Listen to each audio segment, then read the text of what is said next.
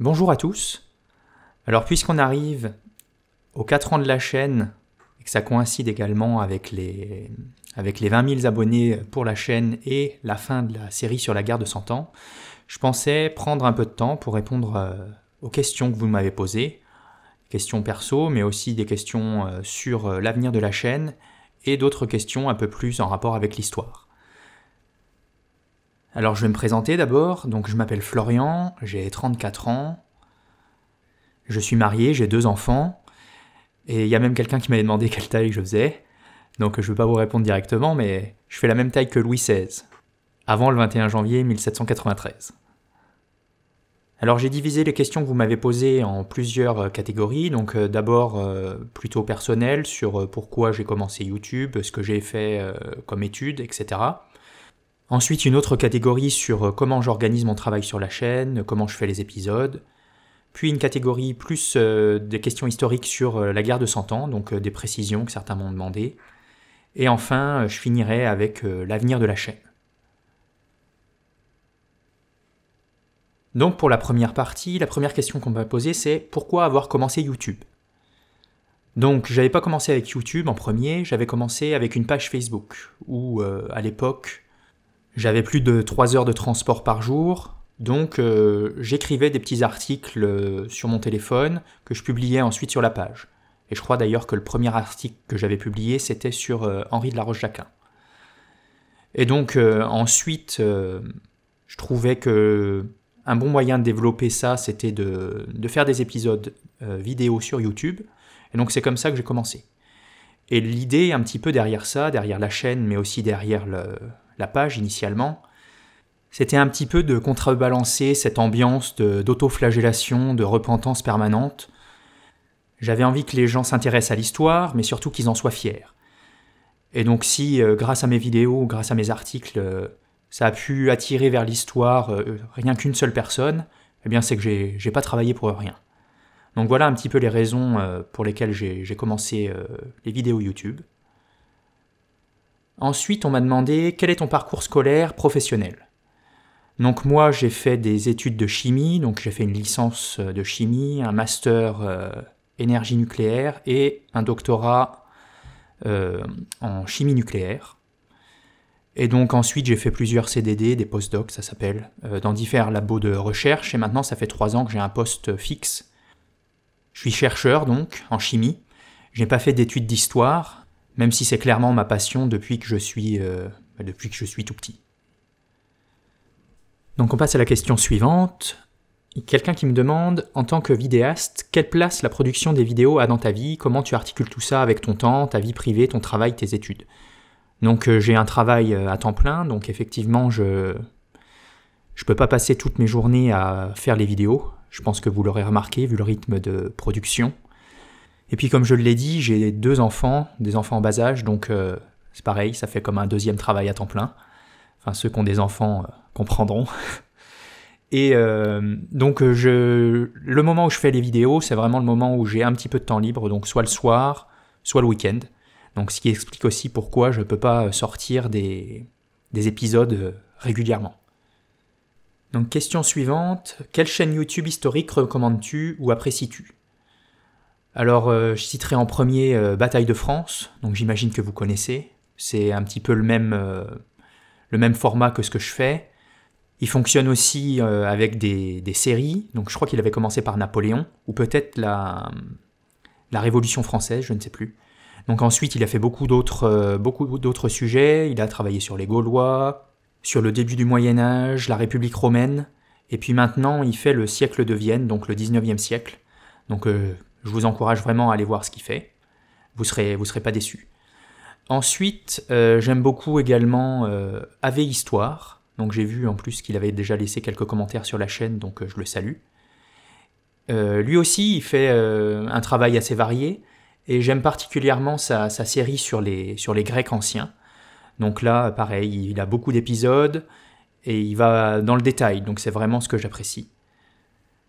Et sinon, plus centré sur le XXe siècle, et surtout les dictateurs du XXe siècle, j'aime beaucoup L'étoffe d'un chef, donc il fait pareil, un travail super. Après, pour les chaînes anglophones, Moi j'aime beaucoup Epic History TV, qui est vraiment, je pense, la meilleure chaîne anglophone d'histoire. Mais aussi History March, qui pareil fait des vidéos beaucoup centrées sur les batailles. Bon, j'aurais quelques trucs à redire sur la façon dont ils avaient traité la guerre de 100 ans quand ils avaient fait des épisodes sur ce sujet-là, mais globalement, je trouve qu'ils font quand même un travail de bonne qualité. Donc on va passer maintenant à la dernière question de cette rubrique. Allez-vous participer à des événements ou faire des vidéos avec d'autres youtubeurs, exemple Bataille de France? Donc pour le moment, c'est pas prévu. J'avais été en contact avec Guillaume, donc de Bataille de France. Il voulait qu'on travaille ensemble, etc. Finalement, ça s'était pas fait parce que j'avais pas envie de m'engager alors que je peux pas travailler tous les jours sur les vidéos, ni même parfois toutes les semaines. Donc j'avais pas envie de m'engager dans quelque chose sans être sûr de pouvoir faire le travail derrière. Donc c'est pour ça que j'avais décliné.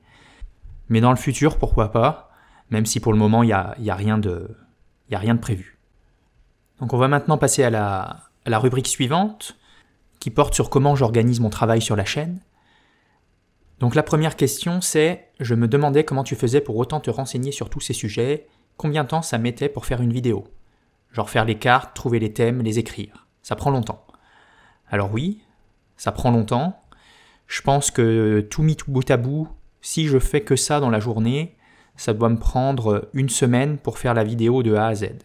Donc environ, je dirais une 40aine d'heures pour faire la vidéo, en incluant le travail d'écriture, le travail d'enregistrement, puis le montage avec la création des cartes, la création des effets, des animations, tout ça. Donc je dirais une 40aine d'heures pour faire une vidéo. Pour ce qui est de se renseigner sur les sujets, c'est pas compliqué, je lis beaucoup.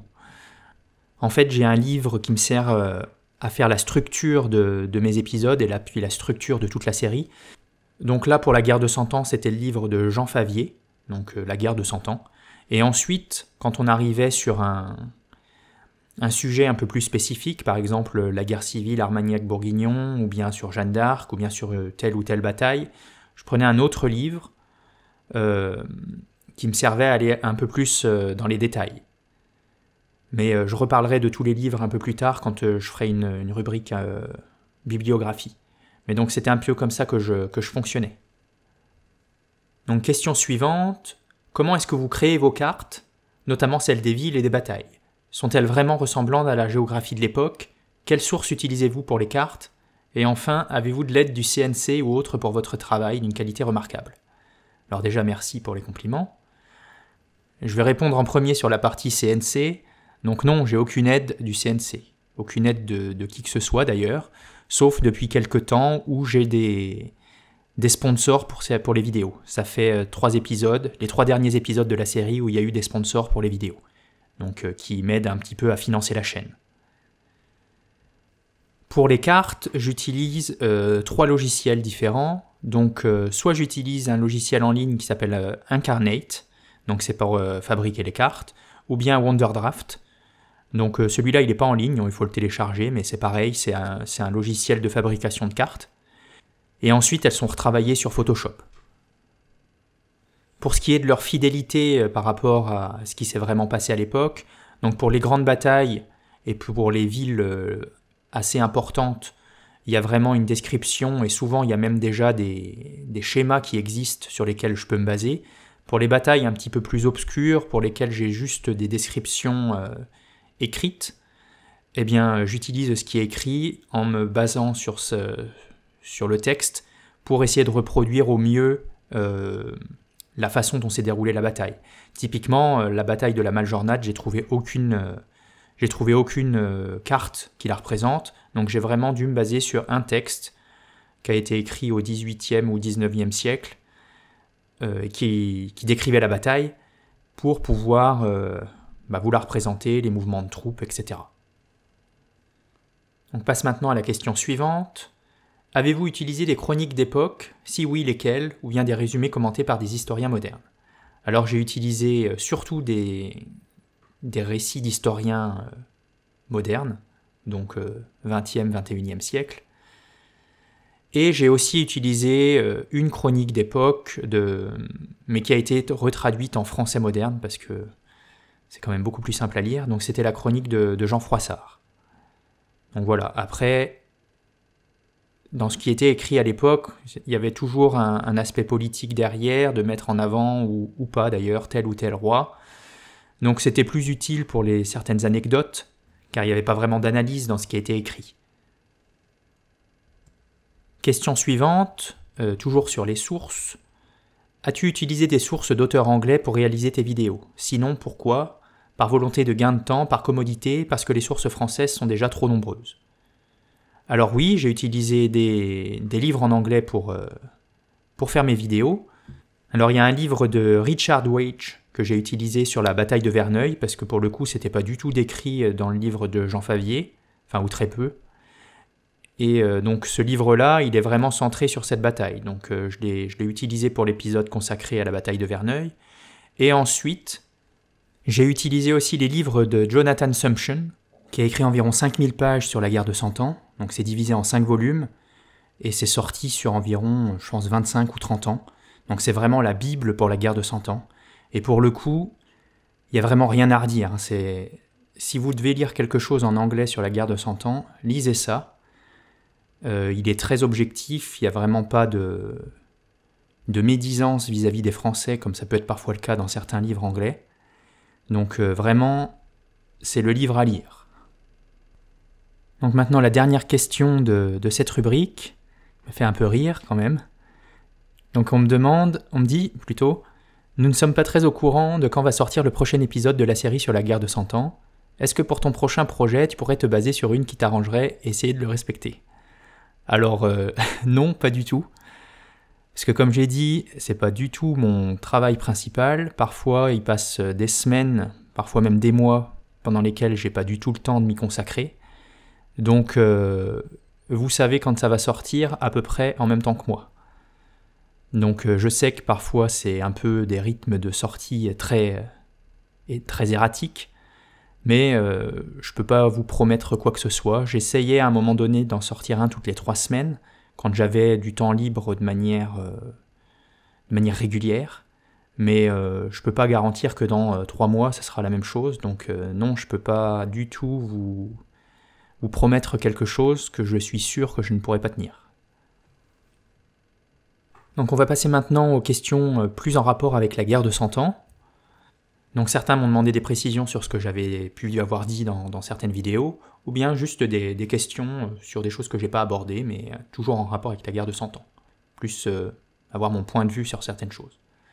Donc d'abord, première question, pourquoi avoir choisi la guerre de 100 ans comme première série de vidéos?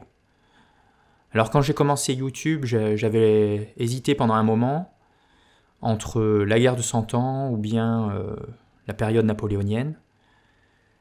Mais à cette époque-là, donc il y a 4 ans, il y avait Bataille de France qui faisait déjà Napoléon. Et si vous avez vu les cartes que je faisais à l'époque lors des premières vidéos, ça aurait vraiment fait bas de gamme en comparaison de ce que lui faisait. Donc je me suis plutôt intéressé à la guerre de 100 ans, déjà pour cette raison-là, mais surtout aussi parce que moi, la période qui m'intéresse le plus globalement, c'est la fin du Moyen-Âge. Je dirais le bas Moyen-Âge, donc du XIe siècle jusqu'au XVe siècle. Et puis dans la guerre de 100 ans, il y a vraiment tout.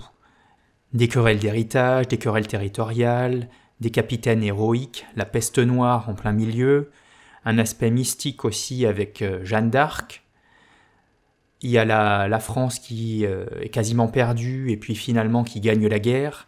Donc vraiment, c'est une période pour moi qui regroupait tout ce qui pourrait pousser les gens à s'intéresser à l'histoire. Donc voilà, je reviens sur ce que j'avais dit au départ, mais ce qui était un petit peu le but de la chaîne. Puis il y a des grosses batailles, des grosses victoires, des grosses défaites. Et puis à la fin, quand même, les Anglais boutaient hors de France. Donc il n'y a vraiment rien à redire. Si c'était à refaire, je referais sans hésiter la même série sur la guerre de 100 ans. Donc ensuite, il y a quelqu'un qui me pose une question sur la construction nationale française et anglaise. Au début de la guerre de 100 ans, y avait-il déjà un embryon de sentiment national de part et d'autre, ou vraiment pas du tout? Alors ça, je l'ai abordé dans le dernier épisode, donc l'épisode 30. Donc avant la guerre de 100 ans, de chaque côté de la Manche, il y a un début d'embryon national. En France, plutôt parmi la noblesse, et c'est d'ailleurs pour ça aussi une des raisons pour lesquelles ils n'ont pas voulu d'Édouard III comme roi, parce qu'ils ne voulaient pas d'un étranger comme roi de France. En Angleterre, ce sentiment national, il est plutôt présent dans le peuple, parce que la noblesse, elle est d'origine française, donc se sent peut-être moins impliquée dans la culture anglaise, on va dire. Donc il y a un début de sentiment national, mais c'est vraiment cette guerre qui va séparer les deux royaumes, les deux noblesses, qui va créer des systèmes politiques différents de chaque côté de la Manche. Mais donc pour plus de détails, je vous renvoie à l'épisode 30 où je fais vraiment un bilan de la guerre de 100 ans, où là vous aurez toutes les précisions dont vous avez besoin. Donc question suivante, la couronne d'Angleterre a-t-elle revendiqué la couronne de France jusqu'en 1801 ? Alors, c'est jusqu'en 1802 que le roi d'Angleterre a continué à se faire appeler roi de France. Je ne sais pas si réellement il revendiquait la couronne, mais c'est jusqu'à ce moment-là où il se faisait toujours appeler roi de France, en plus de roi d'Angleterre. Donc pour la question suivante, un royaume uni de France et d'Angleterre était-il possible, tel que le voulaient les Anglais, ou bien dans l'autre sens ? Alors c'était probablement possible, mais sûrement pour un temps limité, puisque la France était donc un pays beaucoup plus gros, beaucoup plus riche. Le roi aurait probablement eu tendance à favoriser cette partie-là de son royaume, et puis ensuite, à la moindre crise économique, il y aurait sûrement eu une rébellion, soit d'un prince cadet, soit d'autres nobles, comme ça sera le cas d'ailleurs plus tard en Angleterre, ce qui aurait probablement poussé l'Angleterre à se séparer de la France par la suite. Donc oui, peut-être, mais probablement pas pour longtemps. Alors ensuite, il y a une question sur Isabeau de Bavière. Donc Isabeau de Bavière était dépensière, mais comparée aux autres grands princes, elle me semble plutôt dans la norme. Sa légende noire semble plutôt le fait d'aveux forcés et de délires lubriques du marquis de Sade. Elle me semble avoir été une conciliatrice malheureuse jusqu'en 1418, et après ça un pion bourguignon. Il me semble que vous avez un avis négatif de la reine. Sauriez-vous m'expliquer pourquoi ? Alors oui, la reine, je pense pas qu'elle ait eu un train de vie beaucoup plus élevé que les autres grands princes, surtout à l'époque où c'était les oncles de Charles VI qui avaient vraiment le véritable pouvoir dans le royaume, qui eux se servaient allègrement dans les caisses. Pour ce qui est de mon avis négatif sur la reine, bon, j'ai pas particulièrement d'avis négatif, mais je peux difficilement en avoir un de positif, sachant que c'est elle qui a véritablement vendu la France lors du traité de Troyes en 1420, en écartant son fils du trône, donc Charles VII, qui se réfugie à Bourges à ce moment-là. Donc franchement non, j'ai pas un avis très positif de cette reine-là. Donc on passe maintenant à la question suivante sur Jeanne d'Arc. Comment savoir et prouver que Jeanne d'Arc a bien existé et fait ce qu'on dit qu'elle a fait ?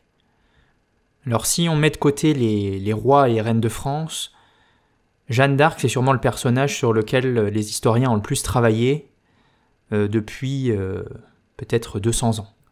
Donc oui, elle a existé, il n'y a aucun doute sur le fait qu'elle ait existé. Pour savoir si elle a réellement fait ce qu'on dit qu'elle a fait, donc il y a eu 2 procès pour Jeanne d'Arc qui sont pareil extrêmement bien documentés. Donc un procès à charge où les gens n'avaient aucun intérêt à valoriser Jeanne d'Arc, et donc ensuite le procès en réhabilitation. Donc pour ça, avec des témoignages, des dizaines, peut-être même des centaines de témoignages de gens qui l'ont connue, qui l'ont côtoyée, qui ont témoigné de ce qu'elle avait fait. Donc pour ça, il n'y a aucun doute sur le fait qu'elle ait bien existé, que ce qui est reporté dans ces diverses biographies s'est réellement passé. Après, on peut se poser des questions sur le fait qu'elle ait ou non entendu des voix, c'était les voix de Dieu ou pas. Ça, c'est une question de foi, donc c'est vraiment pas le travail de l'historien de donner son avis là-dessus. Certains, d'ailleurs, m'ont reproché dans les commentaires de présenter les voix de Jeanne d'Arc comme étant... Comme si on était sûr qu'elle avait vraiment entendu ces voix, qu'elles étaient vraiment des voix de saints, qui lui parlait ou les voix d'un ange. Alors déjà, je l'ai présenté comme ça parce que dans toutes les biographies de Jeanne d'Arc, c'est présenté comme ça. Mais surtout, c'est pas du tout le travail de l'historien de faire un diagnostic psychiatrique à 500 ans d'écart. Ce qui est important, c'est de présenter les choses comme les gens de l'époque le voyaient. Pour eux, il ne fait aucun doute que Jeanne d'Arc entendait des voix. Le sujet du procès, c'était pas de savoir si elle entendait des voix, c'est de savoir si ces voix qu'elle entendait, c'était des voix divines ou bien des voix diaboliques. Et donc dire ensuite « Ah oui, mais moi je crois pas en Dieu, donc je suis sûr qu'elle n'entendait pas des voix ». Donc déjà, personne n'a aucun moyen de prouver ça, ni de prouver qu'elle entendait des voix, ni de prouver qu'elle n'entendait pas. En revanche, ce qu'on sait, c'est qu'elle, elle était convaincue d'en entendre, et que ça a été au cœur de toute son épopée, que ça a influencé ses décisions, mais aussi les décisions des autres à son encontre. Mais là, je m'éloigne un petit peu, donc si ça vous intéresse, je vous renvoie aux épisodes sur Jeanne d'Arc. Je les ai regroupés dans un grand épisode qui fait environ 2 heures, donc il y a quand même pas mal d'informations. Et donc pour revenir sur la question de départ, oui, elle a existé, oui, elle a fait ce qu'on dit qu'elle a fait. Donc on passe maintenant à la question suivante. On parle beaucoup d'exactions anglaises, mais assez peu des exactions françaises en début de conflit sur les côtes anglaises. Est-ce que l'une a été la conséquence de l'autre ? Alors, on en parle peu des exactions françaises qui ont bel et bien eu lieu. Il y a eu plusieurs villes côtières qui ont été incendiées par des raids français, mais on en parle moins parce que c'était pas du tout la même ampleur. Il y a eu quelques raids au début de la guerre, peut-être 3-4 villes de rasées, alors que pour ce qui est des chevauchés, ça a duré des années, et c'était une ampleur qui n'a rien à voir. Et je ne pense pas que l'un était la conséquence de l'autre, c'était vraiment la tactique de guerre des Anglais, qui ensuite a été utilisée aussi contre eux, par Charles V notamment, qui les a laissés naviguer dans tout le pays sans avoir de base de repli, pour ensuite les épuiser, et donc avec du Guesclin qui les harcelait en permanence et tout ça, ce qui lui a permis donc de reconquérir quasiment toute la France à la fin de son règne. Question suivante. Pour quelles raisons les Anglais n'ont pas cherché à valoriser les terres économiquement et à se rendre populaires sur le continent ? Alors ça, c'est une question qui est un peu compliquée, mais bon, de une, au moment où les Anglais contrôlent toute la partie nord du royaume de France, donc c'est déjà le XVe siècle, là, on approche de la fin du conflit, à ce moment-là, il y a déjà un sentiment national qui est réel, surtout dans la partie nord du royaume. Donc, par exemple, en Normandie, qui était un petit peu le cœur de la France anglaise, eh bien, il y a beaucoup de mécontentement de la population, il y a même des révoltes régulières contre les Anglais, les paysans aident les troupes françaises quand il y a des raids, ce genre de choses. Donc il y a vraiment déjà un sentiment national, les Anglais sont des étrangers, donc il faut les mettre dehors. Donc il y a ça déjà. Ensuite, j'en parle aussi dans plusieurs vidéos, les soldats anglais, eux, à cette époque-là, ils ne sont pas payés. Donc finalement, pour survivre, ils ont besoin d'aller piller les campagnes environnantes, ce qui leur met à dos encore plus la population. Et avec les pillages, les gens partent, la couronne anglaise a encore moins d'argent, donc encore moins d'argent pour payer ses soldats, et donc c'est un peu un cercle vicieux qui fait qu'ils ne sont pas capables ensuite de valoriser les terres, ni même d'assurer la sécurité de la population. Question suivante. Étienne Marcel a été considéré par les historiens de la Troisième République comme le père de la Révolution française, ce qui lui vaut une statue et une station de métro. Est-ce bien justifié au vu de sa gestion assez calamiteuse du mécontentement populaire et de la reprise de légitimité du roi Charles V ? Alors, moi je pense qu'on peut voir cette révolte menée par Étienne Marcel comme un des prémices d'une révolution, parce que là on a un petit peu les mêmes factions qui entrent en jeu. Donc d'un côté on a un pouvoir royal qui est affaibli, donc avec le roi Jean II qui est prisonnier en Angleterre, et donc le dauphin Charles qui a seulement 18 ans d'ailleurs, qui est censé gérer le pays, et de l'autre on a les bourgeois qui veulent plus qui veulent plus de pouvoir ou tout du moins moins de pouvoir royal pour avoir les coudées franches. Moi, j'ai tendance à voir ça comme une première révolution française, une révolution qui a échoué, mais pour moi, c'est quand même assez similaire à ce qui s'est passé en 1789. En 1789, il y avait eu plusieurs années de famine. Là, juste avant, il y avait la peste noire, qui a aussi affaibli tout le pays. Donc pour moi, c'est assez similaire. Même si je ne pense pas qu'à l'époque, il y avait une volonté d'Étienne Marcel de complètement se passer de roi, d'instaurer une république ou ce genre de choses. Il voulait que les bourgeois aient un rôle plus proéminent, avoir probablement moins d'impôts, mais il n'y avait pas de volonté de renversement du pouvoir établi, plutôt d'une mise du roi à la botte de la bourgeoisie. Un petit peu finalement, on y revient, comme en 1789, où initialement c'est pour faire une monarchie constitutionnelle qui est la révolution. Et c'est ensuite en 1792 qu'il y a une seconde révolution, beaucoup plus sanglante celle-ci, qui conduira à des massacres de masse, que vous connaissez tous, qui mène à la chute complète de la monarchie. Là, peut-être qu'Étienne Marcel, on peut le comparer aux révolutionnaires de 1789, mais probablement pas à ceux de 1792. Donc, question suivante. On parle de guerre civile concernant Bourguignon contre Armagnac. Mais n'était-ce pas plutôt une guerre de factions entre princes ?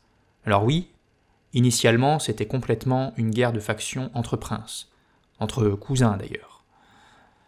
Mais ensuite, la guerre durant, la séparation de la France avec d'un côté Charles VII, puis de l'autre la France contrôlée par les Anglo-Bourguignons, a fait que la population s'est de plus en plus investie dans un camp ou dans l'autre. Par exemple, on a bien vu à Paris, il y a comme source primaire, il y a le journal d'un bourgeois de Paris, qui lui, quand il parle des Armagnacs, il en fait toujours des ennemis. Et petit à petit, quand le vent commence à tourner, on ne parle plus d'Armagnac ou de Bourguignon, on se refocalise sur l'ennemi principal qui est l'anglais pour de nouveau considérer l'autre comme un Français. Et même dans des régions comme à Domrémy, qui est un îlot français au milieu de terres bourguignonnes, les gens sont très attachés au roi de France, à Charles VII. C'est d'ailleurs sûrement une des raisons pour laquelle Jeanne d'Arc s'est rendue à ses côtés. Donc on voit vraiment que la population, elle prend parti pour un camp ou pour un autre. Surtout à la fin de la guerre. Donc on passe à la question suivante. Peut-on voir dans le grand schisme de l'Église, ainsi que dans les guerres civiles Armagnac-Bourguignon, les prémices des guerres de religion qui sévèrent au siècle suivant ? Peut-on aussi y voir l'origine du scission entre une France marchande et industrielle contre une France traditionnaliste attachée à son roi ? Alors pour la guerre civile entre Armagnac et Bourguignon, je pense pas qu'on puisse y voir vraiment des prémices des guerres de religion, parce qu'il n'y avait vraiment aucun aspect religieux dans ce conflit-là. En revanche, pourquoi pas dans le grand schisme d'Occident, puisqu'il y avait vraiment une remise en cause du rôle du pape, avec d'un côté un camp qui soutenait plutôt le pape en place, et de l'autre un camp qui était plus favorable au concile. Donc peut-être qu'il y a quelque chose à creuser, oui, de ce côté-là. Pour ce qui est de la scission entre France marchande et industrielle et France traditionnaliste attachée au roi, je ne suis pas sûr qu'on puisse adopter cet axe de lecture-là, parce que justement, à la fin de la guerre de 100 ans, le roi s'appuie énormément sur les villes, justement contre les princes, pour pouvoir soutenir son pouvoir. Donc je ne suis pas sûr que les bourgeois, ou bien même les citadins de manière générale, ne soient pas attachés au roi. Je pense que ce qui va causer ce détachement du roi et de la noblesse de manière générale, c'est ensuite à partir de Louis XIV, où on a une espèce d'asservissement de la noblesse par le roi. Les gens sont complètement détachés de leurs fiefs locaux, ils vivent à Versailles ou bien dans des grands palais, et ils n'ont plus aucun contact avec la population. Donc c'est plutôt ça qui va causer le détachement du peuple vis-à-vis du roi. Pour ce qui est du côté marchand vs traditionnaliste, c'est quelque chose qui se fait sur le temps long, alors peut-être qu'il y a déjà des prémices à ce moment-là, mais moi je verrais plus cette scission au moment des guerres de religion, justement. Donc on en a fini avec les questions historiques. Donc maintenant pour ce qui est de l'avenir de la chaîne. Donc beaucoup de gens m'ont demandé quel sujet j'allais aborder par la suite, si j'allais traiter tel ou tel sujet. Par exemple, il y a quelqu'un qui m'a parlé de la guerre des paysans allemands, quelqu'un d'autre sur des guerres d'Italie, de l'Empire romain, d'Alexandre le Grand. Est-ce que j'allais rester focalisé sur le Moyen-Âge ou bien est-ce que j'allais également traiter l'époque moderne ou contemporaine, la guerre de 30 ans, les guerres de religion, les guerres de Louis XIV. Alors dans un monde idéal, eh bien, je ferais tout en même temps. Mais bon, comme je l'ai dit, c'est compliqué pour moi de travailler énormément sur la chaîne. Et pour le moment, idéalement, j'aimerais me focaliser sur donc la période dont je vous avais parlé un peu plus tôt, c'est-à-dire la deuxième moitié du Moyen-Âge. Et donc la prochaine série, ce sera sur la Reconquista. Alors c'est un sujet qui est très vaste, qui va être compliqué à traiter parce que ça s'étale sur vraiment très longtemps, encore plus longtemps que la guerre de 100 ans, mais ça me permettra aussi de traiter des sujets un petit peu annexes. Donc probablement que je vais commencer par quelques épisodes sur le royaume des Wisigoths, avec ensuite donc la conquête musulmane.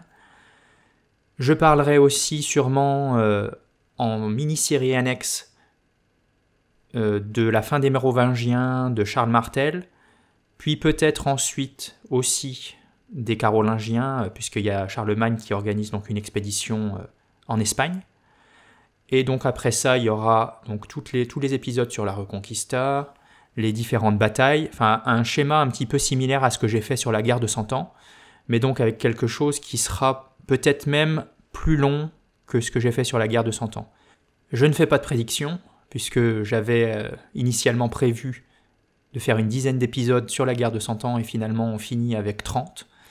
Donc je ne vais pas m'imposer de limite actuellement. J'espère juste que je ne vais pas trop me perdre dans les différents sujets annexes que je vais vouloir traiter, parce qu'on peut facilement se retrouver à faire 20 épisodes sur Charlemagne, alors que ce n'est pas le sujet principal au départ. Donc peut-être que ce sera une série qui mettra plus longtemps à démarrer, puisque la partie Reconquista n'est finalement pas très importante dans les premiers siècles, c'est surtout à partir du XIe siècle. Mais bon, j'espère pouvoir faire quelque chose de correct. Ensuite, peut-être qu'avant cette série-là, j'ai été contacté par un musée pour faire quelques épisodes sur des personnages méconnus de la Grande Guerre. Donc peut-être que je vais faire ça avant, avec quelques épisodes, ce sera des petits épisodes, parce que donc c'est prévu initialement pour la partie podcast. Donc j'attends toujours la confirmation, mais si ça se fait, donc ça sera intercalé entre la fin de la guerre de 100 ans et le début de la Reconquista.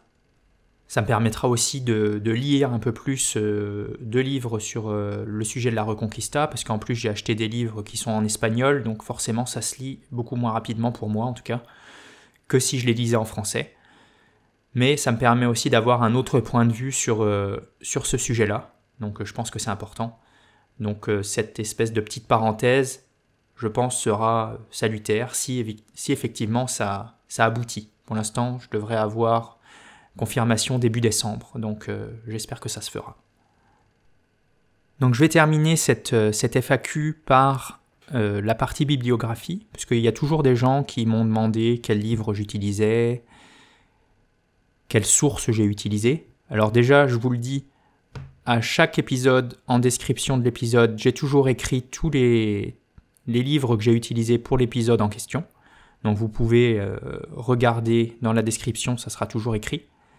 Mais donc, je vais aborder ça un peu plus en détail maintenant. Donc comme je l'ai dit tout à l'heure, j'utilisais toujours un livre qui me servait de fil conducteur pour toute la période. Donc en l'occurrence, là, c'était le livre de Jean Favier, La guerre de 100 ans, qui est vraiment très bien. Et ensuite, au niveau des livres un peu plus généralistes que j'ai utilisés également, donc il y avait La guerre de 100 ans de Georges Minois, et aussi de Boris Bove, Le temps de la guerre de 100 ans, donc qui est un livre dans la collection Belin sur l'histoire de France.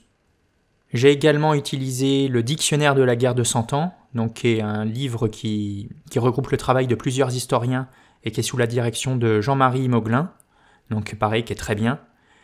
Et un livre que j'ai pas utilisé, mais parce que je l'ai reçu vraiment à la fin de la série, c'est La guerre de 100 ans, Apprendre à vaincre, d'Amable Sablon du Corail, qui est vraiment pareil, vraiment excellent. Pour ce qui est de la partie militaire, j'ai utilisé La guerre au Moyen-Âge de Philippe Contamine. Donc c'est pareil, qui est un historien connu, reconnu pour ce qui est de la guerre au Moyen-Âge. J'ai également utilisé donc des magazines Guerre et Histoire que je vous recommande également. Parfois il y avait des sujets sur la guerre de 100 ans, sur certaines armes, par exemple sur les archers anglais, sur l'utilisation de l'artillerie à la fin de la guerre de 100 ans. Donc pareil, ça a été une source pour moi. Et pour ce qui est des livres généralistes, il y a aussi, je l'ai mentionné tout à l'heure, les 5 livres de Jonathan Sumption en anglais, qui sont vraiment la Bible pour la guerre de 100 ans. Alors c'est dommage qu'il n'y ait rien de tel en français, mais j'ai l'impression que les livres d'histoire se vendent quand même globalement un peu mieux en Angleterre, ou en tout cas dans le monde anglophone, ce qui permet à des gens de faire ce genre de travail, ce qui serait pas du tout rentable en France, faut pas se voiler la face. Pour la partie un peu plus centrée sur la guerre civile Armagnac et Bourguignon, donc j'ai utilisé le livre de Bertrand Schnerb, Armagnac et Bourguignon, la maudite guerre, et c'est vraiment très très bien écrit, ça doit être un des livres que j'ai eu le plus de plaisir à lire. Et il a aussi écrit L'État bourguignon, que j'ai un petit peu feuilleté pour certains détails parfois. Pour ce qui est des épisodes que j'ai écrits sur Jeanne d'Arc, j'ai utilisé 2 biographies qui ont été écrites donc une par Régine Pernoud et Marie-Véronique Klein, qui est très bien, mais j'avais surtout aimé, c'est celle que j'avais préférée des 2, celle de Valérie Toureille, donc Jeanne d'Arc, qui est sortie il y a 3 ou 4 ans, qui est vraiment, pareil, très très bien. Donc si vous voulez lire quelque chose sur Jeanne d'Arc qui soit écrit par une historienne qui est vraiment reconnue, eh bien allez-y sans hésiter, celle de Valérie Toureille est excellente. Donc voilà, on arrive à la fin de cette foire aux questions, donc j'espère que vous avez réponse aux questions que vous avez posées. Si vous avez d'autres questions, vous pouvez toujours les poser en commentaire et puis je répondrai à celles que je peux. Je ne sais pas quand est-ce que sera la prochaine foire aux questions, mais bon, j'espère que d'ici là, on aura peut-être atteint les 50 ou même 100 000 abonnés. Sur ce, à bientôt pour le prochain épisode.